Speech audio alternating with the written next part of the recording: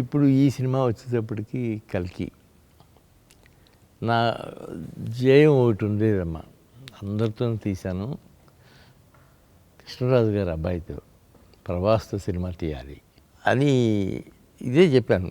నాగి నువ్వు ఆలోచించే స్క్రిప్ట్లో ఎక్కడన్నా ఒకటి ప్రభాస్కి వస్తుందేమో చూడు అని అదే అనుకుంటున్నాను మావయ్య. నేను ఒక 4 ఏళ్ళ నుంచి నా స్క్రిప్ట్ ఒకటి మైండ్లో ఉండిపోయింది మహానటి తర్వాత, ఇప్పుడు దాన్ని తీసి పొదులు పెడతాను అని చెప్పారు.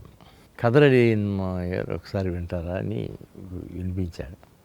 అమోఘం, దీని గురించి ఎదురే ఉంది, వెళ్ళి ఆయనతో చెప్పి చెప్పుడు అని చెప్పాను.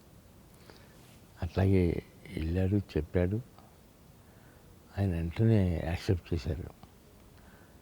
నెక్స్ట్ వీక్ బాంబే వెళ్ళటం, ఆయనకి అమితాబ్ గారికి చెప్పటం, ఆయన వినటం, 1-2 సార్లు ఆలోచించుకోవటం, ఎట్లా చేస్తారు ఏంటి ఆయన అడగటం, ఇవన్నీ ఒక 2-3 వీక్స్ ఆయన వెంటనే ఓకే అన్నారు.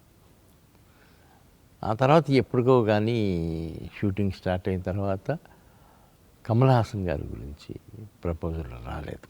అప్పుడు ఆఖరిలో వచ్చినప్పుడు ప్రపోజల్ ఆయన కూడా వెంటనే దాదాపు 2 months టైం తీసుకున్నారు ఆయన, కమల్ హాసన్ గారు తీసుకుని ఆయన వెంటనే ఓకే చేశారు.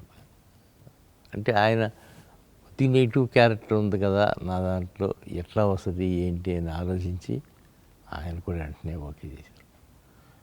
వాళ్ళ పొద్దున్న సినిమా చూస్తూ ఉంటే నాకు అనిపించింది, ఇన్ని పాజిటివ్ క్యారెక్టర్స్, ఇన్ని నెగిటివ్ క్యారెక్టర్స్, ప్రభాస్ ఒక్కడి మీద ఆయన తలుచుకున్నాడు కాబట్టి ఆయనతో పాటు యావత్ క్యాస్టింగ్ అందరూ ఏకమై చేశారు ఈ cinema. Hats off to. Sir, అది అంటాం కదా, యూనివర్స్ మనం ఏదైనా ఒక బృహత్ కార్యాన్ని తలపెడితే మనకి తెలియకుండానే మనం కేవలం నిమిత్తం మాత్రం అయిపోతాం, అది దానంతట అది చక్రం నడిపించేసుకుంటుంది అని.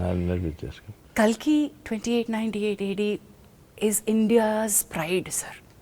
ఇది this is a visual treat, నా భూతో నా భవిష్యత్, ఇంటర్నేషనల్ స్టాండర్డ్.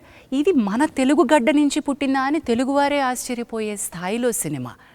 ఇది వైజయంతిస్ 50th year అవ్వడం అనేది యాదృచ్ఛికమో లేదా ఇది ప్లాన్డో తెలియదు, కానీ this is one of the mile stone for Indian cinema according to me sir. దీని అంతటికీ కారణం ప్రభాస్.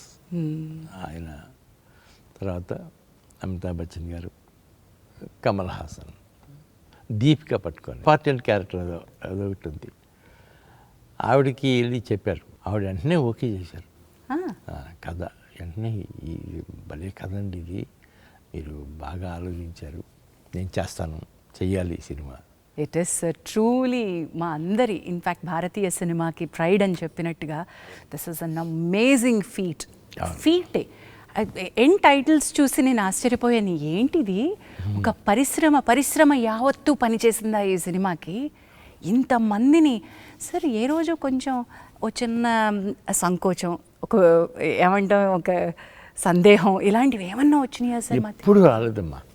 సినిమా మొదలుపెట్టి 3 yearsకి ఫినిష్ అయింది. ఈ 3 yearsలోనూ ఎక్కడా సందేహం కానీ డౌట్ కానీ అసలు ఎక్కడా ఎప్పుడు కలగలేదు. అతను వస్తున్నాడు, కెమెరా సర్దుకుంటున్నాడు, సినిమా షూటింగ్ స్టార్ట్ చేశాడంటే స్టార్ట్ అయినట్టే. అట్లా ఫస్ట్ 6 months షూటింగ్ మొత్తం రామోజీ ఫిలిం సిటీలో చేసి, ఆ తర్వాత ఈ ఫ్లోర్ వచ్చి ఇక్కడ సెట్ వేసి ఇక్కడ ఈ ఫ్లోర్ చూసి నెక్స్ట్ ఇక్కడే షిఫ్ట్ అయిపోదాం అని చెప్పి ఇట్లా 2.5 సంవత్సరాలు ఇక్కడే తీసాం సినిమా. మొత్తం ఈ స్టూడియోలోనే అయిపోయిందమ్మ.